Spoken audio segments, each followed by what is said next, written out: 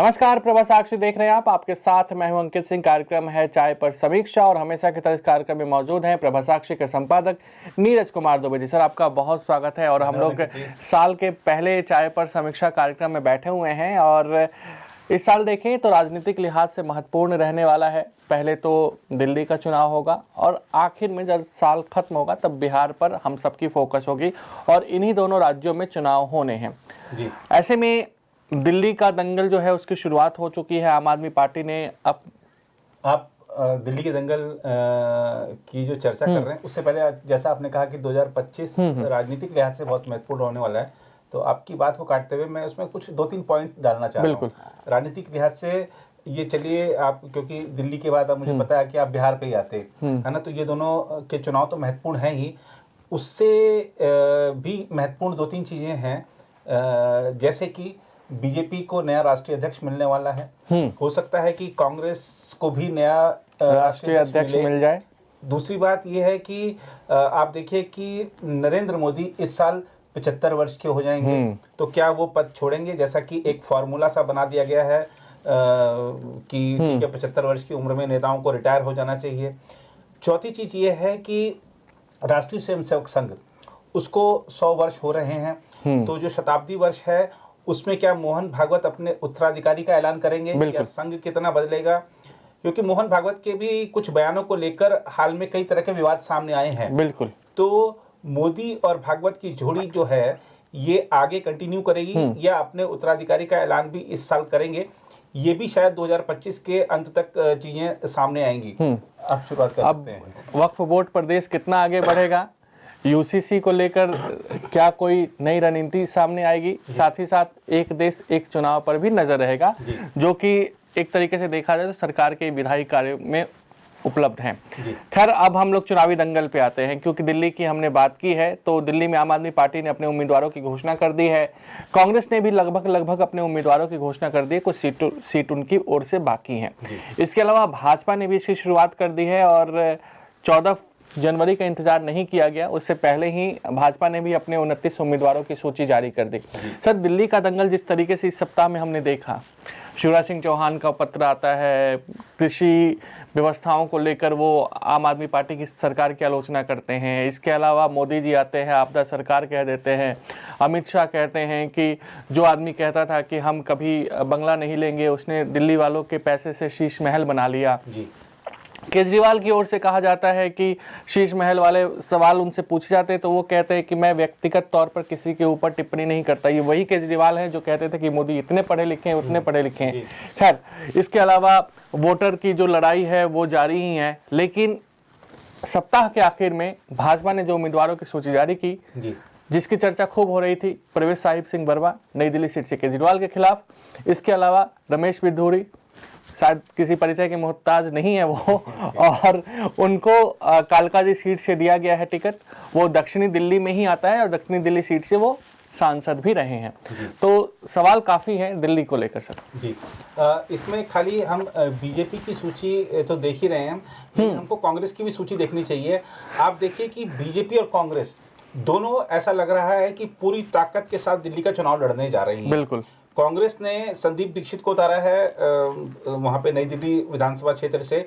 संदीप दीक्षित पूर्व सांसद हैं, शीला दीक्षित के बेटे हैं और बहुत कड़ी टक्कर रहने वाली है। और ऐसे में अपने एक बड़े योद्धा को उतार देना ऐसी सीट पर जहां पर हार भी मिल सकती है, तो दिखा रहा है कि कांग्रेस रिस्क लेना चाहती है। कार्यकर्ताओं के मन में उत्साह तो आएगा जो पुराने कार्यकर्ता हैं। बिल्कुल। दूसरा क्या है कि चुनाव को वो हल्के में नहीं ले रही है। तो कांग्रेस ने, चाहे आप आतिशी जो सीएम है उनके खिलाफ अलका लांबा को उतारने की बात हो, चांदी चौक की एमएलए रह चुके हैं, उनको कालकाजी से लेकर आए, तो कांग्रेस कभी आतिशी की कॉम्पिटिटर थी जी।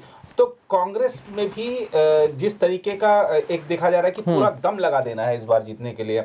और बीजेपी तो पिछले कुछ सालों से, हम कह सकते हैं कि पिछले 2-2.5 सालों से जिस तरह से दिल्ली में काम कर रही है, इतना एंटी इनकम्बेंसी होने के बावजूद एमसीडी इलेक्शंस में बीजेपी का कमोबेश अच्छा प्रदर्शन रहा था। बहुत बुरी हार नहीं मिली थी, सत्ता से जरा सी उसकी दूरी रही थी 15 साल शासन एमसीडी में करने के बाद। हमने देखा कि लगातार तीसरी बार दिल्ली में 7 जो सीटें हैं लोकसभा की, वो पिछले साल जब लोकसभा चुनाव हुए तो उसमें बीजेपी जीत गई और अच्छे मार्जिन से सारी सीटें जीती। अब विधानसभा चुनाव में भी बीजेपी ने जिस तरीके से अपने बड़े बड़े नेताओं को चुनाव मैदान में उतार दिया है, और जिस तरीके से आप बीजेपी की सूची को देखेंगे तो चाहे वो अनुभवी हैं, चाहे युवा हैं, चाहे समाज के विभिन्न वर्गों को प्रतिनिधित्व देने की बात हो, चाहे दल बदलने वाले, हाँ चाहे दल बदलने वाले हों, तो सबका ख्याल रखा गया है। तो ये जो सूची दर्शाती है कि बीजेपी और कांग्रेस पूरी ताकत से लड़ाई लड़ेंगे, और इन दोनों पार्टियों को जिस तरीके से दिल्ली की राजनीतिक परिदृश्य से बाहर कर दिया था आम आदमी पार्टी ने, तो मुझे लगता है कि अपनी खोई हुई जमीन हासिल करने के लिए बीजेपी और कांग्रेस पूरा दम लगाने वाली हैं। और जिस तरीके का माहौल है, क्योंकि आम आदमी पार्टी को 10 साल से ज़्यादा समय हो गया यहाँ पे शासन करते हुए, पहले भी उनकी 49 दिन की सरकार आई थी, उसके बाद फिर वो यहाँ पर लगातार सरकार में है ही, तो आम आदमी पार्टी के खिलाफ नाराजगी है। देखिए ठीक है, अगर आपने काम किया हो तो भी 10 साल से अगर आप पद पर हैं तो थोड़ी बहुत नाराजगी हो जाती है, और इसका चुनाव में असर दिखता भी है। लेकिन ऐसे भी उदाहरण हैं कि लगातार तीसरी चौथी बार सरकारें सत्ता में आती रही हैं। लेकिन दिल्ली का दंगल इस मायने में अलग है कि यहाँ पर हाल ही में अगर हम कुछ चुनावों का विश्लेषण, जो भी परिणाम का विश्लेषण करें, तो पाएंगे कि सत्तारूढ़ दल जो है वो उसको अभी लोकसभा चुनाव में हार मिली। बिल्कुल। आम आदमी पार्टी के शीर्ष नेता से लेकर जो निचले स्तर तक के कई नेताओं पर भ्रष्टाचार के आरोप हैं, वो जेल जा चुके हैं, अधिकांश बड़े नेता जमानत पर हैं। तो ये जो चाल चरित्र और जो चेहरा था आम आदमी पार्टी का, वो जो है वो पूरी तरीके से बेनकाब हो चुका है। और जितने आरोप उनके अपने गठबंधन के, जो इंडिया गठबंधन के साथी जो आम आदमी पार्टी पर लगा रहे हैं, शायद उतने तो बीजेपी भी नहीं लगा रही है। तो ये दिखाता है कि आम आदमी पार्टी इस समय एक बहुत कठिन लड़ाई लड़ रही है। शायद अपना अस्तित्व बचाने का संघर्ष है, उसके समक्ष देखना होगा कि वो कितना कामयाब होती है। और आम आदमी पार्टी जिस तरह से मैंने देख रहा था कि अरविंद केजरीवाल लगातार प्रेस कॉन्फ्रेंस में बीजेपी पर निशाना साधते हैं, कांग्रेस पर निशाना साधते हैं कि भैया आपके पास तो चेहरा ही नहीं है, आप अपना चेहरा ही नहीं बता पा रहे हैं, तो आपके पास तो लड़ने की शक्ति नहीं है। लेकिन आम आदमी पार्टी को ये बताना चाहिए कि जो दिल्ली में जो चेहरा है इस समय सीएम आतिशी, वो सीएम का चेहरा नहीं है। तो वहां पर भी तो विरोधाभास है। जो सीएम है वो चेहरा नहीं है, जो चेहरा नहीं है वो सीएम कैंडिडेट है। तो यहाँ भी विरोधाभास है। तो तमाम तरह की चीजें दिल्ली में देखने को मिल रही हैं। माफ कीजिएगा, दिल्ली में चुनाव आते ही खांसी भी शुरू हो जाती है। हाँ, प्रेस कॉन्फ्रेंस में आजकल वो खांसी देखने को मिल रही है जी, और मफलर भी। हाँ, मतलब भी इसलिए मैंने कहा कि आप दिल्ली पे चर्चा जरूर करें, तो डाल लिया जाए। हाँ, बिल्कुल। और दिल्ली के में जरा कुछ आंकड़े, अगर आपकी अनुमति हो तो बिल्कुल, मैं बिल्कुल अपने मोबाइल पे दिल्ली में, अब जैसा कि आप बता रहे थे कि प्रधानमंत्री जी ने आपदा कहा आम आदमी पार्टी को, तो आम आदमी पार्टी आपदा कैसे है? देखिए, दिल्ली में जब शीला जी का शासन रहा था तो ठीक है कि उनकी सरकार पर भी बहुत सारे तमाम तरह के आरोप लगे थे भ्रष्टाचार के, लेकिन काम हुआ था दिल्ली में। विकास लोग याद करते हैं दिल्ली में विकास के जो काम हुए थे। दिल्ली पहला ऐसा दुनिया की ऐसी पहली ऐसी राष्ट्रीय राजधानी बन गई थी जिसमें कि सारा पब्लिक ट्रांसपोर्ट सीएनजी पर था। बिल्कुल। तो तमाम तरह के, अभी हम जो देखते हैं पॉल्यूशन, अभी ग्रैब 3 फिर से लगा हुआ है। तो बहुत सारे, चाहे वो कंस्ट्रक्शन का काम है वो बंद पड़ा है, जो मजदूर हैं बेचारे उनके लिए दिक्कतें हो जाती हैं। जैसे ही कंस्ट्रक्शन का काम बंद होता है तो उनको तो बेचारों को दैनिक दिहाड़ी के आधार पर उनका काम चलता है। दिल्ली पूरे देश के लिए एक प्रेरणा की स्रोत कह सकते हैं। यहाँ से जो संदेश जाता है पूरे देश भर में जाता है। अब दिल्ली में जितना वित्तीय कुप्रबंधन अरविंद केजरीवाल के नेतृत्व वाली सरकार थी जब, या आतिशी की जो सरकार है, इन्होंने जो किया है, अब मैं उसके आपको कुछ वो 4-5 आपको आंकड़े देता हूँ, उससे आपको पता चलेगा कि कैसे ये लोग दिल्ली के लिए आपदा हैं। 2015-16 में दिल्ली का जो बजट अधिशेष है, बजट अधिशेष मतलब बजट में जो उनके पास था उसके प्लस सरप्लस पैसा था उनके पास, तो वो 1.56% था। बिल्कुल। जो तब से लगातार घट रहा है और अब घाटे में चला गया है। ठीक है जी, ये वित्तीय कुप्रबंधन हुआ। अच्छा, दूसरा क्या है, दिल्ली सरकार अधिक से अधिक कर्ज लेने की कोशिश कर रही है और अब उसने राष्ट्रीय लघु बचत कोष से 10,000 करोड़ रुपए का कर्ज लेने का प्रस्ताव किया है। अब ये 10,000 करोड़ रुपए का कर्ज लेंगे, फ्री की रेवड़ियाँ बांटेंगे। दिल्ली का जो बजट है वो उस पर असर पड़ेगा, दिल्ली पर कर्ज बढ़ेगा, दिल्ली का जो डेवलपमेंट प्रोजेक्ट्स हैं उन पर वो बाधित होंगे और प्रत्येक दिल्ली वासी पर कर्ज बढ़ेगा। ये मतलब आपको ठीक है कि आपको 200 यूनिट बिजली फ्री मिल गई, लेकिन आपके ऊपर कर्ज भी उतना चढ़ गया है। बिल्कुल। तो ये समझने वाली बात है कि कोई भी सरकार जो है अपनी जेब से पैसा नहीं देती है, कान आप ही के पकड़े जाएंगे। कान आपके ही पकड़े जाएंगे। अच्छा, और आम आदमी पार्टी के 10 साल के शासन के दौरान शहर का जो राजस्व संग्रह है वो सकल घरेलू उत्पाद के 5.4% से गिरकर 3.9% रह गया है, जबकि राष्ट्रीय औसत 6.27% है। तो आप अगर नेशनल लेवल का जो अगर आप देखेंगे रेशियो और दिल्ली का देखेंगे तो दिल्ली बहुत पिछड़ रही है, जो कि एक शर्म की बात है। अगर हम देखें तो आम आदमी पार्टी पूरी तरह वित्तीय अनियमितताओं और करदाताओं के अंशदान से प्राप्त राजस्व के कुप्रबंधन में लिप्त है। ये सब चीज़ें सामने दिख रही हैं। अब आप ये देखिए कि जैसा अरविंद केजरीवाल रोजाना कह रहे हैं कि आप चिंता मत कीजिए, मैं आऊँगा, आपके बिजली के बिल माफ़ कर दूंगा, बिजली का बिल मत दीजिए, पानी का बिल मत दीजिए, इसका बिल मत दीजिए, उसका बिल मत दीजिए। ये अराजकता की तरफ ले जाने का एक प्रयास है। सरकारी घाटे को, सरकारी जो खजाना है उसको नुकसान पहुंचाने का प्रयास है। आप अपने पद का दुरुपयोग कर रहे हैं इस तरीके की घोषणाएं करके। वैसे भी क्या है कि आप सीएम है नहीं कि आप इस तरह की घोषणाएं कर सकें। दूसरी बात यह है कि आपने अपने आप को सीएम कैंडिडेट घोषित कर दिया है, लेकिन सुप्रीम कोर्ट ने जो बंदिशें आपके ऊपर लगाई थी, जिनके चलते आपको सीएम शिप छोड़नी पड़ी थी, वो बंदिशें आप पर अभी हैं। अगर आम आदमी पार्टी जीत जाती है, आप फिर से मुख्यमंत्री बन जाते हैं, तब भी आप साइन नहीं कर पाएंगे फाइलों पे, तब भी आप सीएम के ऑफिस नहीं जा पाएंगे। तो वो बंदिशें तो आपके उस बंगला में जा सकते हैं ना, है उस बंगले में जा सकते हैं, उस बंगले में भी जा सकते हैं। तो ये जो बंदिशें आपके वो बरकरार, तो आप सिर्फ सत्ता कैसे भी मिल जाए इसके लिए आप रोजाना घोषणाएं कर रहे हैं। लेकिन अगर हम देखें दिल्ली को और अरविंद केजरीवाल की राजनीतिक जो पिछले 10 साल की रही है, उनके पुराने वीडियोस भी इस समय सामने आ रहे हैं। तो एक ही कह सकते हैं कि जो स्लोगन होता है ना, एक ही स्लोगन के बार बार कह के आप सामान बार बार ग्राहक को नहीं बेच सकते हैं। बिल्कुल। आपने यही कहा था कि यमुना अगर साफ नहीं हुई तो मैं राजनीति छोड़ दूंगा, मैं चुनाव नहीं लड़ूंगा। मैं आपने यही जो आप आज वादा कर रहे हैं कि आप बिल मत भरना, मैं आते ही बिल माफ कर दूंगा, यही आपने पहले भी कही थी चीज़ें, लेकिन आपने करी नहीं।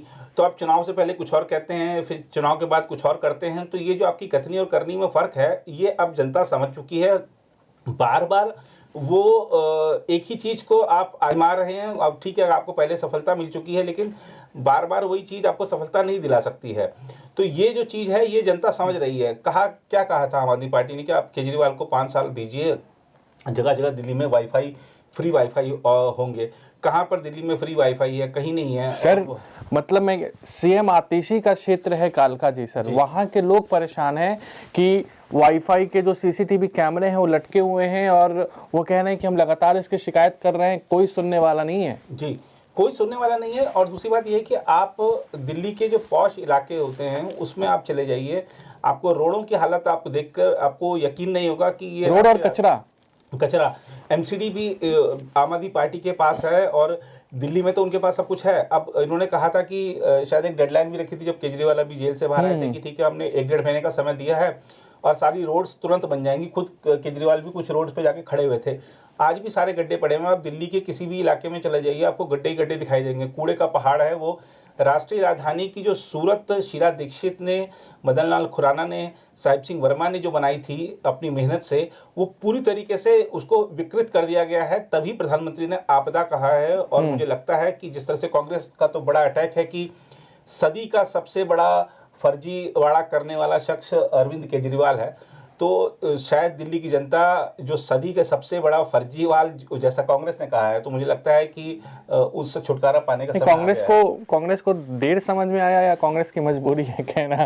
खैर, क्योंकि कांग्रेस का क्या है कि ना, जैसे कई बार मुझे ध्यान आता है कि शायद जो कांग्रेस के जो बयान है, कांग्रेस नेताओं के बयान और कांग्रेस की जो इस समय दिल्ली में जो पॉलिटिक्स चल रही है, कई बार जैसे हम खेल के हिसाब से बात करें, जैसे कैरम बोर्ड अगर हम खेलते हैं तो कई बार आप गोटी ऐसे सीधा मार देते हैं, कई बार ऐसे करके ऐसे जाते हैं आप। तो अभी कांग्रेस का लक्ष्य पंजाब है, तो वो यहाँ पर मजबूती से चुनाव लड़ रही है। अजय माकन का बयान कहीं ना कहीं वो बयान कांग्रेस नेताओं को भी बार बार सुनना चाहिए। उन्होंने ये तक कहा है कि हम 2013 से विरोध करते रहे हैं और हमने ही केजरीवाल को संजीवनी दी है। जी, और ये आप ये देखिए कि ये जो अजय माकन हैं, इन्होंने ही केजरीवाल के खिलाफ घोटाले सबसे पहले लेकर आए थे सामने, और उसी जिस पर एक भी आरोप बीजेपी ने नहीं लगाया है। अजय माकन ही लेकर आए थे। और अजय माकन दिल्ली के वरिष्ठ नेताओं में शामिल हैं। दिल्ली में कई बार वो चुनाव लड़ चुके हैं। शीला दीक्षित कॉम्पिटिटर रहे हैं। शीला दीक्षित बिल्कुल, दिल्ली के विधानसभा अध्यक्ष रहे हैं, दिल्ली में बड़े लंबे समय तक मंत्री रहे हैं, सांसद रहे हैं, केंद्र में मंत्री रहे हैं, अभी राज्यसभा के सांसद हैं। तो अजय माकन को बड़ा अनुभव है दिल्ली का, और दिल्ली कांग्रेस के अध्यक्ष रह चुके हैं, तो तमाम बड़े पदों पर वो रहे हैं। अभी मोतीलाल वोरा के जगह पे हैं। जी बिल्कुल। तो और कांग्रेस के आला नेताओं का, उनके जो परिवार है वो भी पुराना कांग्रेसी रहा है। तो वो और जहां से पहले वो राजौरी गार्डन से चुनाव लड़ते थे विधानसभा का, उसके बाद फिर वो लोकसभा साउथ दिल्ली से लड़े, तो लगातार वो जीतते रहे। हालांकि पिछले 2 चुनाव वो हारे भी। इस बार वो चुनाव नहीं लड़े। हाँ, इस बार वो चुनाव नहीं लड़ेंगे। विधानसभा का भी हार चुके हैं, लोकसभा का भी हार चुके हैं, लेकिन दिल्ली में उनका एक आधार है, इसमें कोई दो राय नहीं, और दिल्ली की राजनीति को बहुत अच्छे से समझते हैं। तो अजय माकन जो चीज़ें सामने लेकर आए थे, उन्हीं के आधार पर कहीं ना कहीं अरविंद केजरीवाल को जेल भी जाना पड़ा। उनका जो असली चेहरा था वो सामने लाने में अजय माकन की बड़ी भूमिका रही है। और अजय माकन शीला दीक्षित के विरोधी थे, लेकिन उस मामले में वो शीला दीक्षित के साथ थे, क्योंकि शीला दीक्षित नहीं चाहती थी कि जब इनकी 49 दिनों की सरकार बनी थी अरविंद केजरीवाल की, कि उस समय कांग्रेस पार्टी आम आदमी पार्टी का समर्थन करे। बिल्कुल, शीला दीक्षित नहीं चाहती थी, लेकिन राहुल गांधी ने कहा कि नहीं, आप समर्थन लेकर इनकी सरकार बनवाइए। तो अजय माकन भी उन नेताओं में शुमार थे जो कि नहीं चाहते थे कि अरविंद केजरीवाल मुख्यमंत्री बने। तो इसलिए आज भी जब हमने देखा कि शनिवार को जब कांग्रेस के जो पंजाब के सांसद प्रदर्शन कर रहे थे, वहां भी अजय माकन थे। तो अजय माकन से सीख लेनी चाहिए कांग्रेस के नेताओं को, और एक बार फिर से कमान अगर वो सौंपे दिल्ली में अजय माकन को, तो शायद वो कुछ करके दिखाएंगे। बिल्कुल। लेकिन सर, हमने अजय माकन की बात कर ली, केजरीवाल की। वीरेंद्र सचदेवा जी, ट्रोलिंग हो रही है उनकी। जी, आप कह रही है भाग गया डर के। जी, क्यों वो चुनाव नहीं लड़ रहे हैं, ऐसी बातें सामने आ रही हैं? जी, देखिए, अगर आप वीरेंद्र सचदेवा को हम भी बहुत लंबे समय से जानते हैं, वो क्या है कि अगर आप उनका अब तक का राजनीतिक सफर देखेंगे तो वो संगठन के व्यक्ति रहे हैं, चुनाव उन्होंने लड़ा नहीं है। ऐसी ही चर्चाएं लोकसभा चुनाव के दौरान भी थी कि ये जो पूर्वी दिल्ली जहां से हर्ष मल्होत्रा हैं, वो शायद वीरेंद्र सचदेवा को दी जाएगी, लेकिन वीरेंद्र सचदेवा को नहीं चुनाव लड़ाया गया, उनको दिल्ली में ही चुनाव जिताने के लिए रखा गया। अब आप देखिए कि जिस व्यक्ति को लोकसभा चुनाव नहीं लड़ाया गया, कि बोला गया कि आप विधानसभा चुनाव में पर ही फोकस कीजिए, उसको विधानसभा चुनाव के दौरान एक सीट पर कैसे भेजा जा सकता है? अगर एक सीट उनको टिकट दे दिया तो वो अपनी सीट पर केंद्रित होकर रह जाएंगे। जो उन्होंने इतने समय से जो 70 सीटों पर मेहनत की है, 70 सीटों का प्रबंधन वो देख रहे हैं, तो वो अपना चुनाव जीतने पर ज़्यादा फोकस करेंगे, 70 से उनका फोकस हट जाएगा। तो चुनाव लड़ने के मौके उनके लिए आगे आएंगे।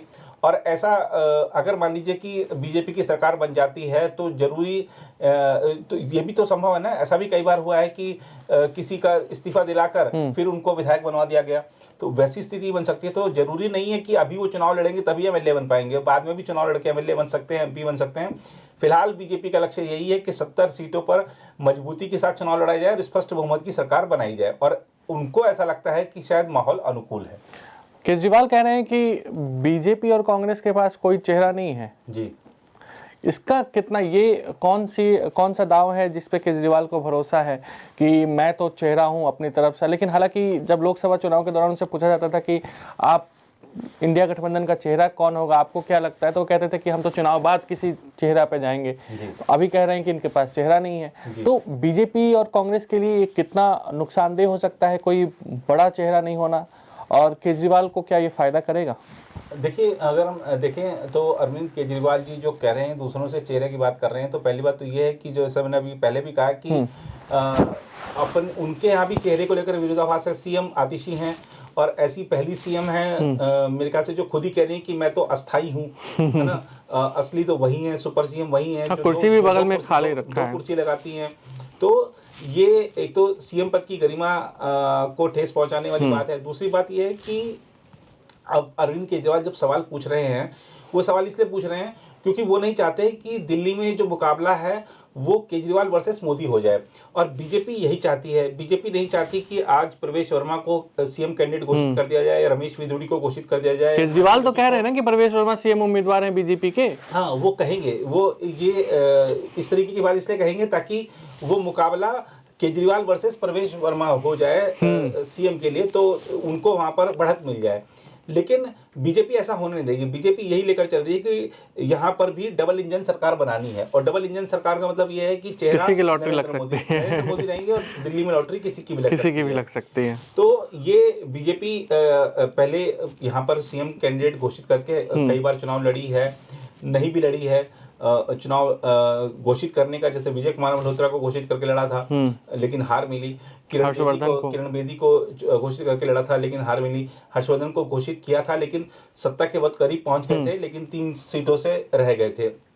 तो इसके बीजेपी के मिश्रित अनुभव हैं। इस बार ऐसा लगता है कि बीजेपी ने, चाहे हरियाणा में देख लीजिए, महाराष्ट्र में देख लीजिए, तो वहां पर बीजेपी को लगा कि ऐसा कि फेस नहीं घोषित करना, और क्योंकि दिल्ली में जो बीजेपी है वो कई गुटों में बटी हुई है, तो वो सभी गुट एकजुट रहें, तो इसीलिए लीडरशिप का फैसला शायद बाद में करेंगे।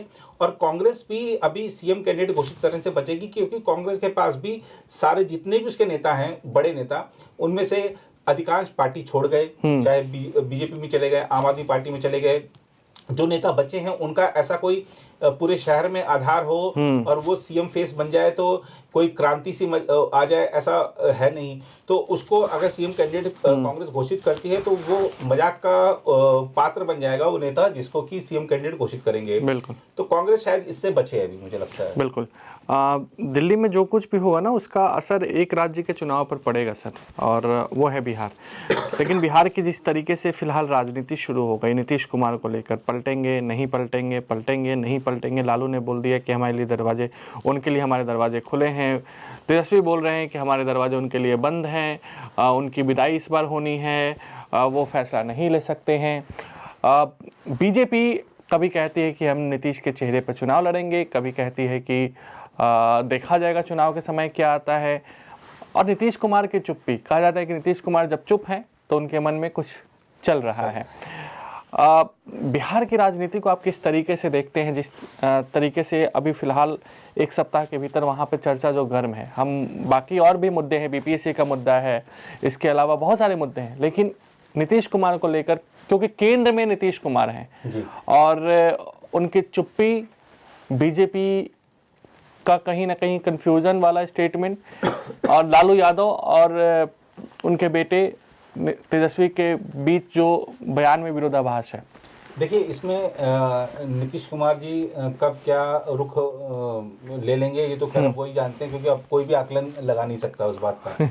लेकिन अगर हम फिलहाल की जो घटनाएं आपने देखा, और खासतौर पे जैसा आपने कहा कि उनके चुप रहने का मतलब ये लगाया जाता है या उनके ज़्यादा बोलने का मतलब वो लगाया जाता है, तो ये भी इस पर भी तमाम तरह के विश्लेषण हो रहे हैं, हम भी देख रहे हैं सब चीज़ें। लेकिन फिलहाल जो स्थितियाँ हैं, इसी तरीके जैसे आप कह रहे हैं, चुप रहते हैं, ज़्यादा बोलते हैं तो ऐसा होता है वैसा होता है, तो ऐसे ही अगर आप चुनाव के समय की उनकी जो गतिविधियां हैं उसको देखेंगे, तो जब चुनाव है तब वो शायद पाला नहीं बदलें, क्योंकि एक बात उनको स्पष्ट है, उनकी पार्टी को स्पष्ट है कि नरेंद्र मोदी की लोकप्रियता देश में सर्वाधिक है और बिहार में बीजेपी को बढ़त मिल सकती है जब नरेंद्र मोदी प्रचार करेंगे। अभी हरियाणा के चुनाव हुए, महाराष्ट्र के चुनाव हुए, तो नरेंद्र मोदी की लोकप्रियता सिर चढ़कर बोली।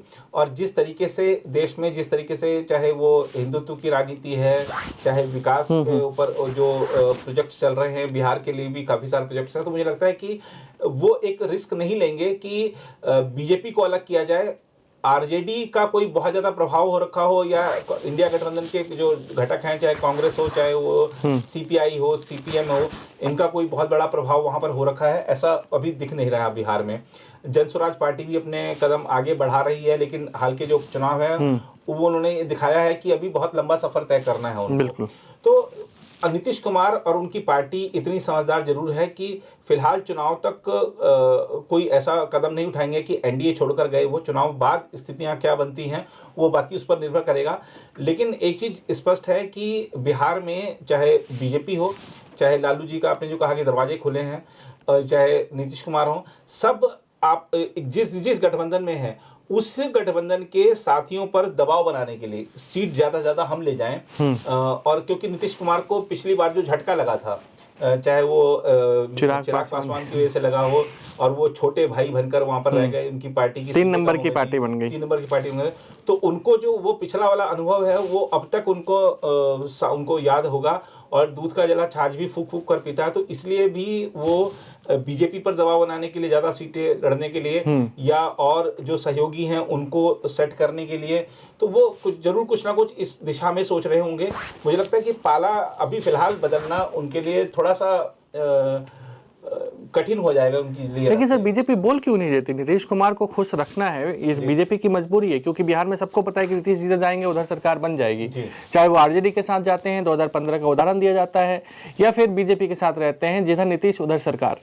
तो बीजेपी बोल क्यों नहीं देती कि हमारे सीएम चेहरा नीतीश ही होंगे? हालांकि सम्राट चौधरी ने बोला, लेकिन उसके 2 दिन बाद विजय सिन्हा कह रहे हैं कि अटल बिहारी वाजपेयी को श्रद्धांजलि तभी होगी जब बीजेपी का सीएम बनेगा। जी देखिए, ये जो दोनों तरह के बयान इसलिए दिया जिस आपने कहा, अमित शाह के बयान के बाद से चर्चा शुरू हुई है। जी, ये क्या होता है कि एक तो क्या है कि अपना मैंने बताया ना आपको कि अपने सहयोगियों पर ही प्रेशर बनाया जाता है। ये बात कि भाई अटल जी को तभी सच्ची श्रद्धांजलि होगी जब हमारा सीएम होगा, ये बात जब कहेंगे तो बीजेपी के कार्यकर्ताओं में जोश आएगा, और दूसरे पार्टी को संकेत जाएगा कि भैया आप नहीं मानोगे तो हमारी तो तैयारी सभी सीटों पर चुनाव लड़ने की है। तो ये तमाम तरह के अमित शाह ने क्यों नहीं बोला?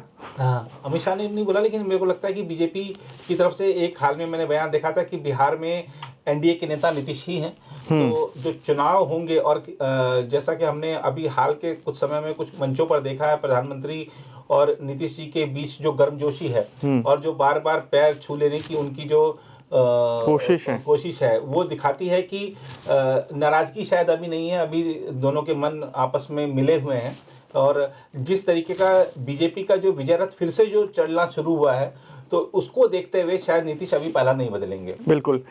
तो ये था इस सप्ताह का चाय पर समीक्षा कार्यक्रम। आपको ये कैसा लगा हमें कमेंट बॉक्स में जरूर बताइएगा। आज के लिए मुझे यानी अंकित सिंह और प्रभा साक्षी के संपादक नीरज कुमार दुबे को दीजिए इजाजत। नमस्कार। अगर आप भी लेना चाहते हैं देश दुनिया की तमाम जानकारी, तो आज ही सब्सक्राइब करें हमारे चैनल को।